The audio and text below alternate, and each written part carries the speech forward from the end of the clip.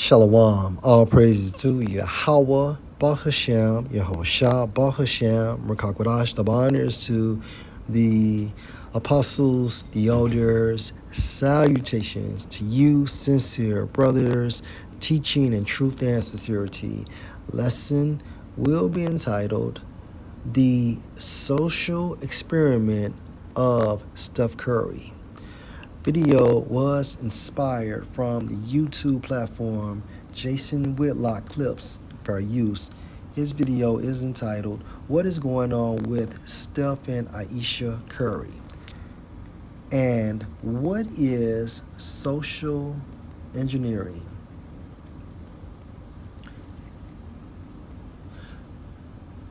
Social engineering with celebrities, what is it?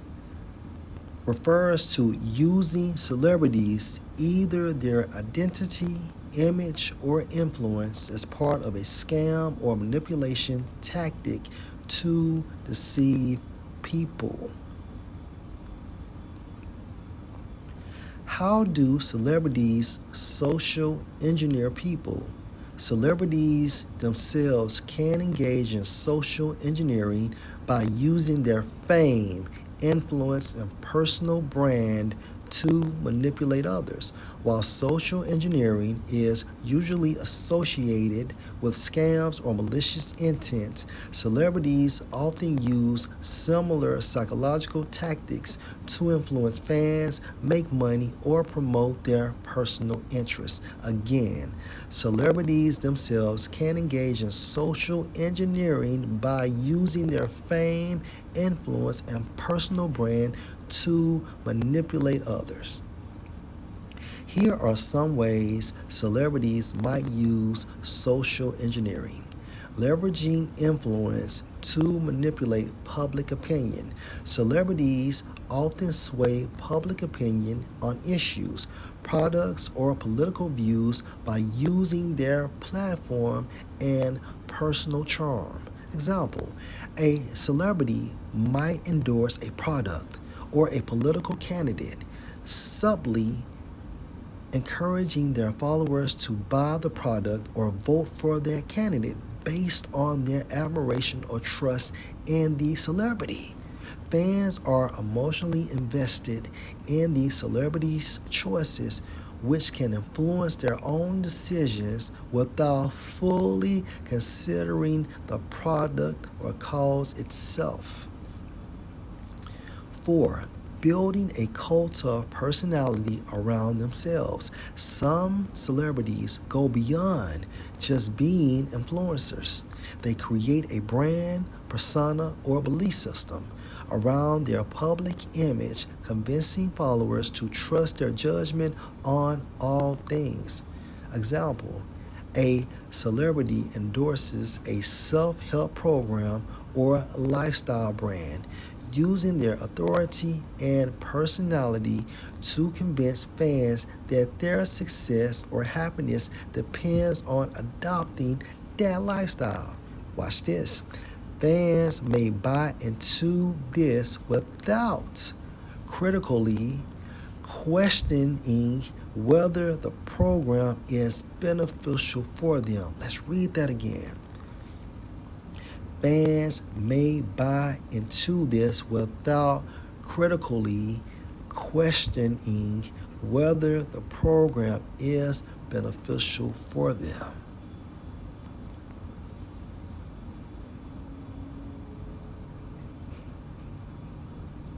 Final thoughts.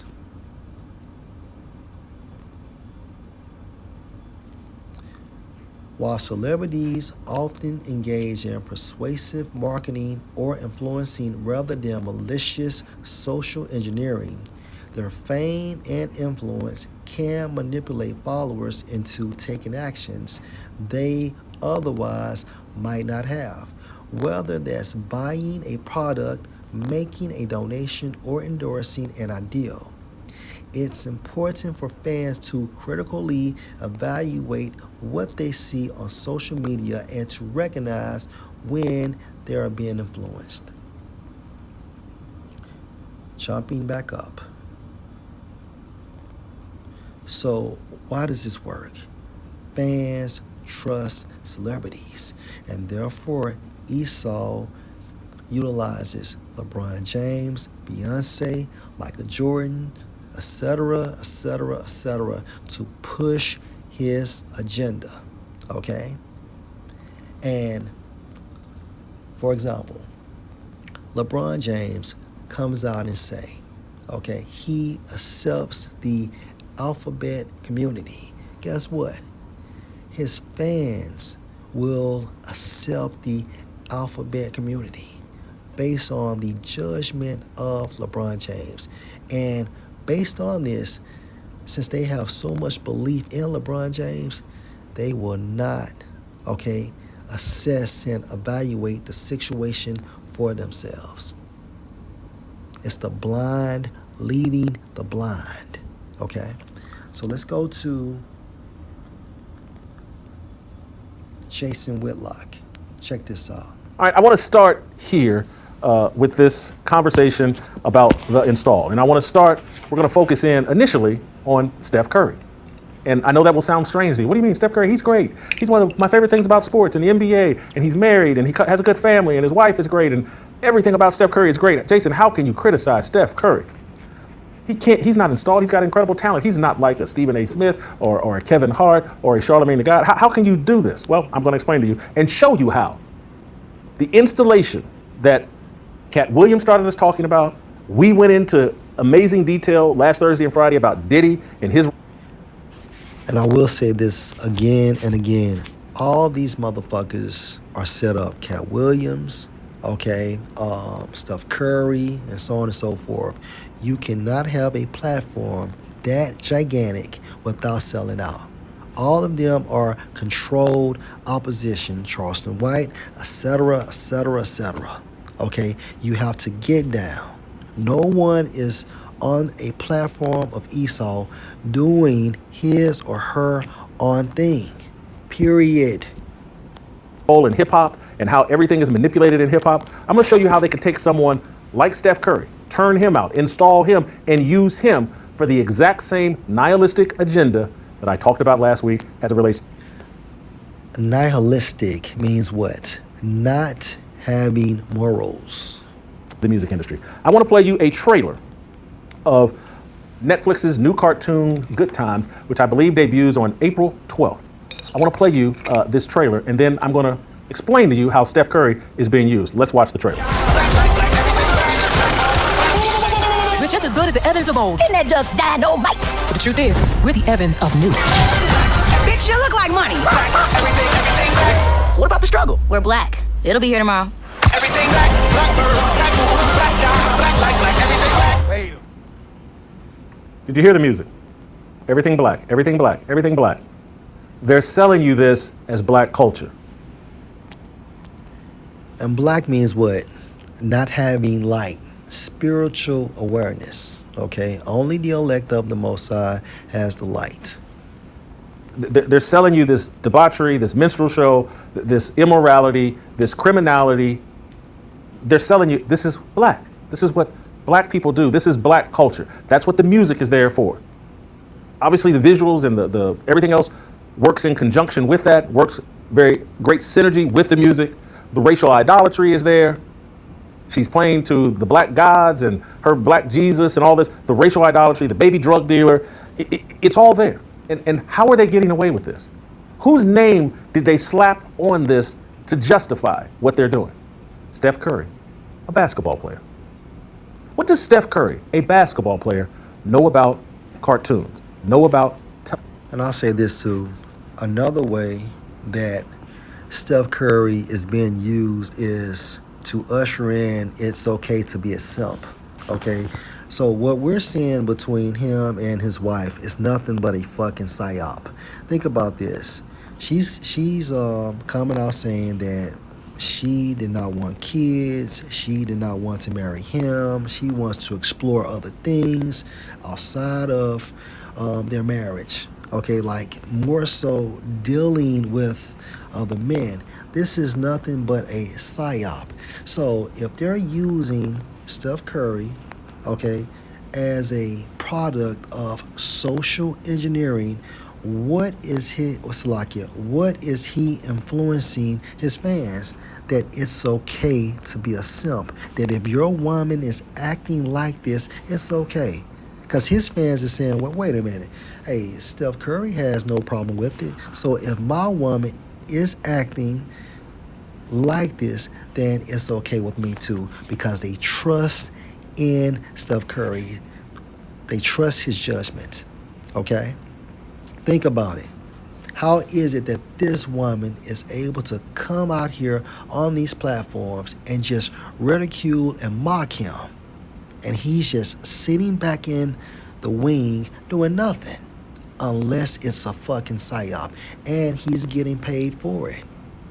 Remember, when you sell out, Esau controls your likeness, name, and image.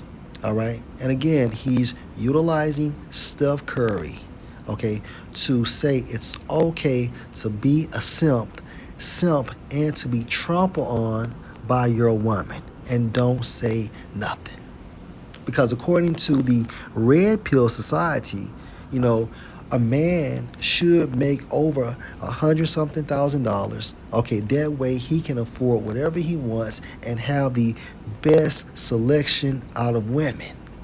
However, you have cases like Kevin Gates, cases like Tyrese Gibson, cases like Steph Curry, who are multi-millionaires and can't control their women because ultimately it goes back to the curses. Okay? And Steph Curry's fans trust his judgment. Okay? So the ideal of being a simp isn't so bad because a good guy like Steph Curry is going through it. Esau is cold and extremely calculating.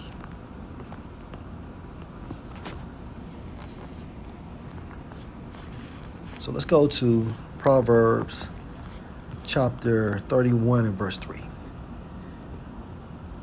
Give not your strength unto women, nor your ways to that which destroyeth kings. Okay, so your spirit, your mind, and your substances, okay,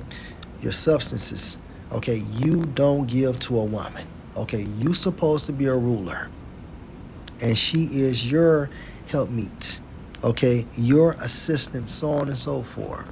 All right, and men go crazy, you know, over these women. And once a woman has conquered your spirit, okay, the attraction level goes out the fucking window.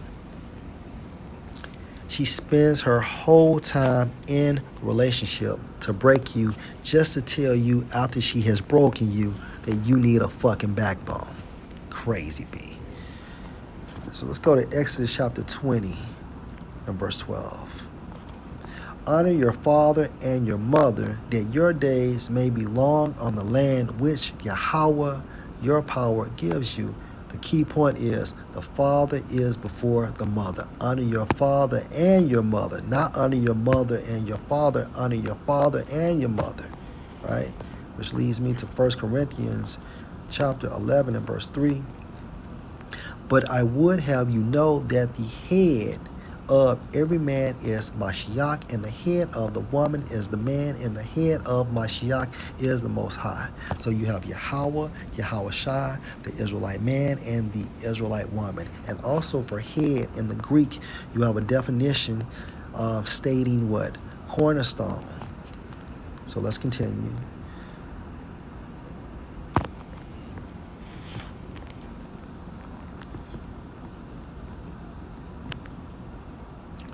Genesis chapter 2 and verse 22. And the rib which Yahweh power had taken from man, Adam, made he a woman and brought her unto the man. So Mary came out of Adam's lineage, okay?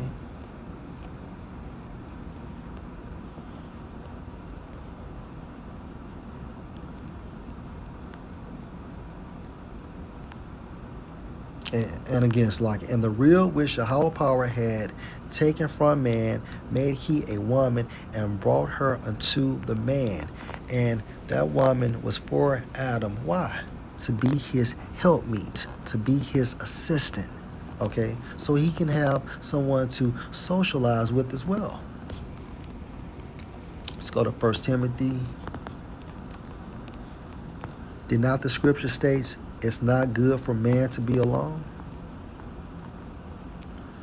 1 Timothy chapter 2 and verse 12. But I allow not a woman to teach, nor to usurp authority over the man, but to be in silence. For Adam was first formed, then Eve.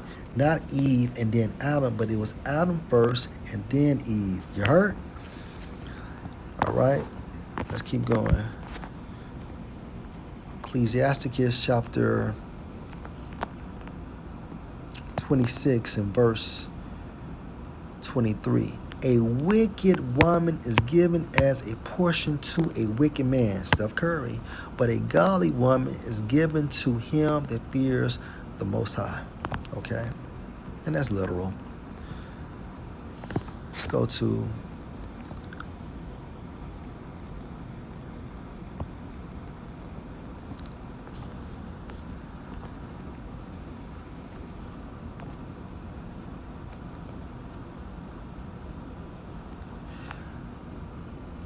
Ecclesiasticus chapter 9, verse 2, GNT. Don't be jealous of the wife you love. You will only be teaching her how to do you harm. Do not surrender your dignity to any woman. Okay? Meaning what? Don't be a fucking simp. Okay? Because when you go into dignity, it goes into what? I think to be worthy.